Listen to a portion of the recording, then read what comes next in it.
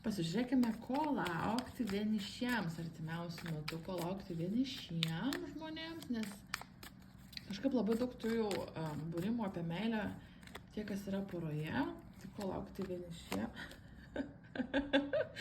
Atsiprašau. Išdavystės laukti iš kažkokio.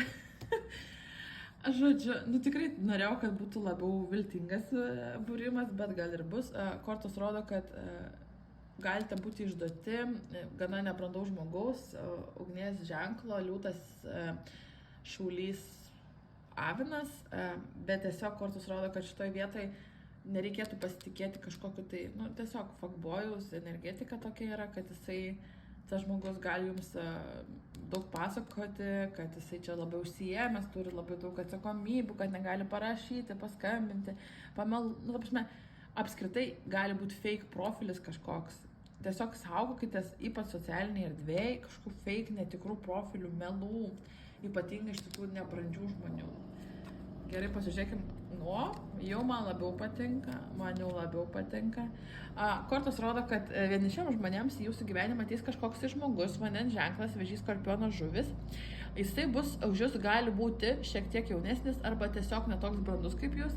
Ir jūs jį šiek tiek prasidės jūs tas bendravimas per tam tokią prizmę, kad jūs jį pamokysit gyvenimo tiesų, gal papasakosite kažkokias tai apie dvasinius dalykus kažkokius, arba tiesiog savo patirtis, žodžiu, jūs busite brandesnė ir ta jūsų branda, nebūtinai tai, kad jūs vyresnė, bet jūs turėsite daugiau patirties, jį tai sužavės.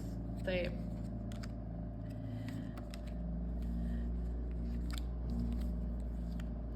tiks ne vienas, žodžiu.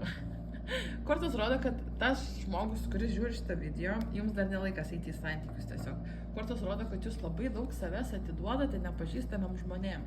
Panašu, kad jūs traukiate tokius žmonės, kurie ateina į jūsų gyvenimą, pasižiūrėkite. 1, 2, 3, 4 žmonės visiškai nebrandžioj energetikoje, visiški vaikai energetiškai. Ir visi yra sudaužytom širdim.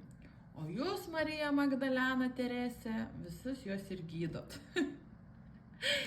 Atsiprašau, bet žinokit, tokia energetika yra. Ir kortos sako, kiekgi galima visus juos gydyti, kiekgi galima visiems jiems duoti vilties, energijos, kantrybės ir taip toliau panašiai. Vidinis konfliktas pas jūs yra, nes jūs tiek savęs įdedate, o gaunate atgal. Suprantate. Tai šitoj vietoj kortos rodo, kad jums reikia investuoti į save. Pasilikit savo dalykus. Ypatingai, nebūtinai čia finansai, dar kažkas, bet tiesiog nustokite save dalinti žmonėms, bet kuriam prašalaičiui, kuris ateina ir sako, duok man dėmesio, duok man laiko, duok man to, duok man ano. Ir jūs, geroji samarietė, visą save atiduodat. Ir tada atsibundat vieną dieną, atsikeliat tuščia, širdis skauda, nežinot, kur energija, nieko nenorit, dirbti nenorit, motivacijos nėra, žodžiu. 333 laikmatį, 333 gali būti jums ženklas. Kortos rodo, kad jūs esate verta imperatoriaus energetikos, nebe tų vaikų, bet jūs tiek užsižaidėt. Metas judėti į priekį. Pasižiūrėkit, metas judėti į priekį. Nustokite visiems dalinti savo turtą. Nusisukat, judat į priekį ir tada ateis jūsų gyvenimą kažkokią meilę. O meilė tai tokia, kurią jūs esate išmanifestavę, mago korta krenta. Ir apačioje imperatorė. Pažiūrėkit. Dieviškoji pora imperatorius ir imperatorienė. Tai ir gali tas žmogus būti užsienietis dar, jeigu ką.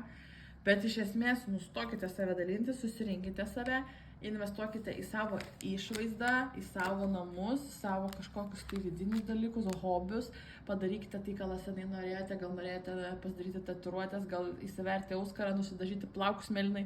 Žodžiu, investuokite, keiskite save, taip kaip norėjote, nustokite save dalinti kairę ir dešinę kažkam nebrandžiom asmenybėm, kurie pusė iš jų net jums meluoja ir nesako tiesos ir gal net jų veido nesat matę tikro. Tai būtų tiek. Žodžiu, labai toksai gavosi įdomus būrimas.